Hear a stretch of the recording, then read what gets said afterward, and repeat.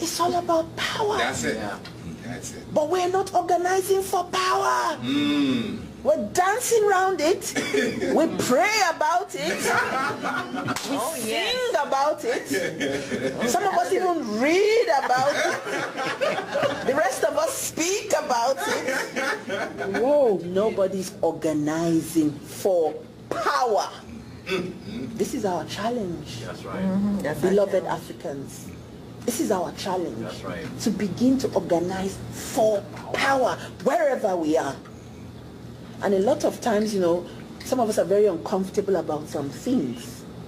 Like, you know, me talking of Obama. They just gave imperialism a blackface. That's all they did. Yeah. They changed the color of imperialism. You know, if you're a painter, you're an artist, you can sketch. You can sketch in red, blue, green, purple, whatever color. So they just sketched it in black. And we bought the dummy. Yep. And we're so happy. Yeah. Got a black man in the White House. Woo! That's an excellent, you know, visual. It is. Black man in the White House. Yeah. I hear people say, now I told my son he can aspire to be whatever he wants. Yeah. If your son is going to be the emperor of an empire that will murder me and my sons, your son is my enemy. Yeah, that's right. And the enemy of my people. If we're not bringing up our sons to be great Africans, to be people who will raise our race, raise us up as a people, elevate us, take us to the next level, then may you have no sons.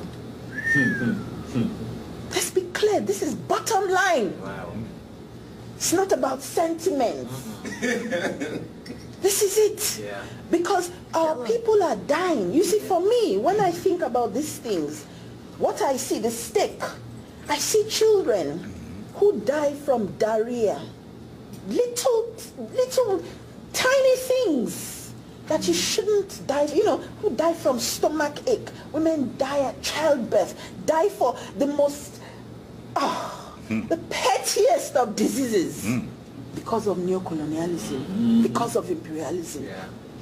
We bury our people like you bury insects. That's the stake. That's what I'm talking about. Yeah. And you know, Africans on both sides of the Atlantic, or let me even say on all sides of the Atlantic, we're going to have to realize this. Because some of us, especially Africans who live in the so-called developed parts of the world, have developed a certain level of comfort that they want to keep at the expense of the rest. Oh yes. Of the race. Oh yes. And they do this by being on the side of imperialism. This is a painful discussion. It needs to be had. It's about class now. So let's stop talking about it. Let's do it. And start doing it. And you know, I say all this to say just three things from our ancestors. Kwame Nkrumah says, organization determines everything. That's it. Not individualism like we have now. A lot of us believe in the Trinity, me, myself, and I.